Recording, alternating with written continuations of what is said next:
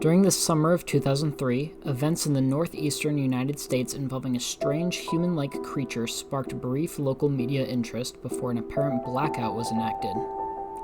Little or no information was left intact, as most online and written accounts of the creature were mysteriously destroyed. Primarily focused in rural New York State and once found in Idaho, self-proclaimed witnesses told stories of their encounters with a creature of unknown origin. Emotions ranged from extremely traumatic levels of fright and discomfort to an almost childlike sense of playfulness and curiosity. While their published versions are no longer on record, the memories remained powerful. Several of the involved parties began looking for answers that year. In early 2006, the collaboration had accumulated nearly 24 documents, dating between the 12th century and present day, spanning 4 continents. In almost all cases, the stories were identical. I've been in contact with a member of this group and was able to get some excerpts from their upcoming book. A Mariner's Log, 1691. He came to me in my sleep. From the foot of my bed, I felt a sensation. He took everything. We must return to England. We shall not come here again at the request of the Rake. A journal entry translated from Spanish from 1880. I have experienced the greatest terror. I have experienced the greatest terror. I have experienced the greatest terror. I see his eyes when I close mine. They are hollow, black. They saw me and pierced me. His wet hand, I will not sleep. A suicide note from 1964. As I prepare to take my life, I feel it necessary to assuage any guilt or pain I have introduced through this act. It is not the fault of anyone other than him. For once, I awoke and felt his presence. At once, I awoke and saw his form. Once again, I awoke and heard his voice and looked into his eyes. I cannot sleep without fear of what I might next awake to experience. I cannot ever wake. Goodbye. Found in the same wooden box were 2 empty envelopes addressed to William and Rose, and 1 loose personal letter with no envelope. Dearest Linny, I have prayed for you. He spoke your name. From a witness in 2006. 3 years ago, I had just returned from a trip to Niagara Falls with my family for the 4th of July. We were all very exhausted after a long day of driving, so my husband and I put the kids straight to bed and called it a night. At about 4 a.m., I woke up thinking my husband had gotten up to use the restroom. I used the moment to steal back the sheets, only to wake him in the process. I apologized and told him I thought he was out of bed. When he turned to face me, he gasped and pulled his feet up from the end of the bed so quickly.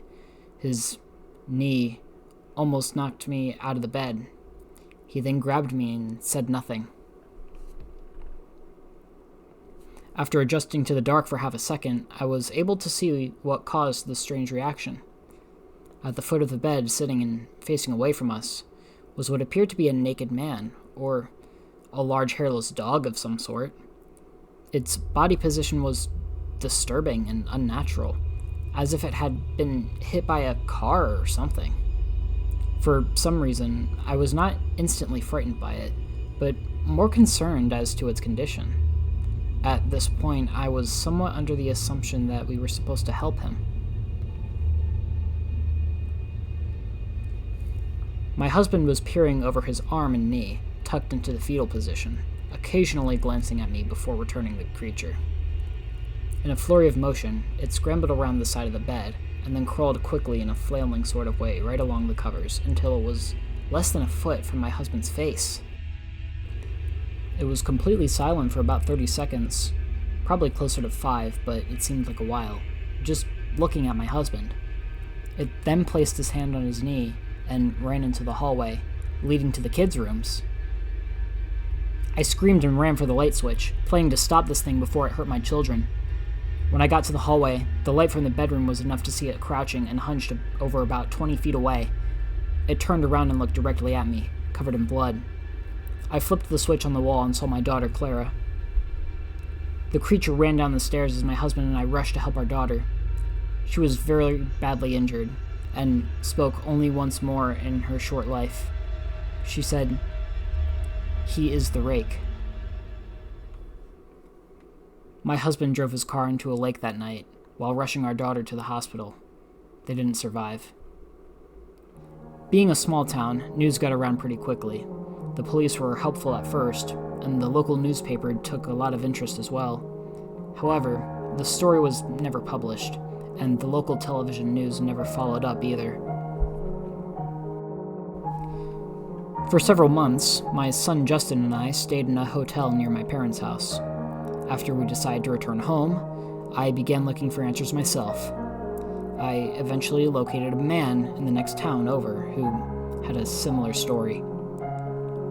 We got in contact and talked about our experiences. He knew of 2 other people in New York who had seen the creature we now refer to as the Rake. It took the 4 of us 2 solid years of hunting on the internet and writing letters to come up with a small collection of what we believe to be accounts of the Rake. None of them give any details, history, or follow-up. One journal had an entry involving the creature in its first 3 pages, then never mentioned it again. A ship's log explained nothing of the encounter, saying only that they were told to leave by the Rake. That was the last entry in the log. There were, however, many instances where the creature's visit was one of a series of visits with the same person. Multiple people also mentioned being spoken to, my daughter included. This led us to wonder if the Rake had visited any of us before our last encounter. I set up a digital recorder near my bed and left it running all night, every night, for 2 weeks. I would tediously scan through the sounds of me rolling around in my bed each day when I woke up. By the end of the 2nd week, I was quite used to the occasional sound of sleep, while blurring through the recording at 8 times the normal speed. It still took almost an hour every day.